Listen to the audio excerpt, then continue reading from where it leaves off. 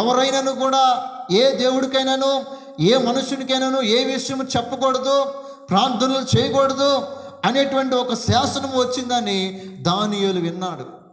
విన్నా కూడా రాజుకు భయపడలేదు, శాసనానికి భయపడలేదు, రాజు ఇచ్చిన ఆజ్ఞకు భయపడలేదు. ఎవరికి భయపడ్డాడు?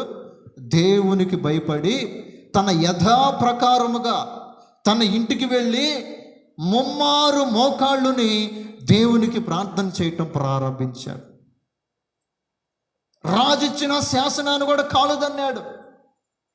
నువ్వు రాజువైతే నాకేంటి, రాజులకు రాజు ప్రభువులకు ప్రభువైన దేవుడు నాకున్నాడు, నేను ఆ క్రమాన్ని మార్చుకోను అని రాజు ఇచ్చిన శాసనానికి భయపడలేదు, కానీ సర్వశక్తి కలిగిన దేవునికి భయపడి తన యథాప్రకారంగా ప్రార్థన చేస్తూ ఉన్నాడు.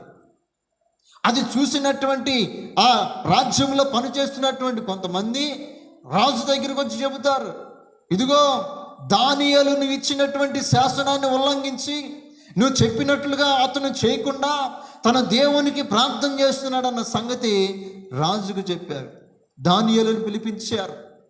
దానియేలును మరలా అడుగుతూ ఉన్నారు, ఇదిగో ఇంక అవకాశం ఇస్తున్నామంటే ఎన్నిసార్లు చెప్పినా నా పని ఇదే అని మాట్లాడిన తర్వాత రాజు ఆ దానియేలును తీసుకెళ్ళి సింహపు బోనులో వేశాడు. దానియేలు దేవునికి భయపడి ముమ్మారు మోకాళ్ళుని ప్రార్థించటం ద్వారా అతనికి కలిగిన మేలు ఏంటి అంటే సింహపు నోళ్లను దేవుడు మూసేసివే. స్తోత్రం కలుగును గాక. సింహాల నోళ్లను మూసేసినటువంటి దేవుడు.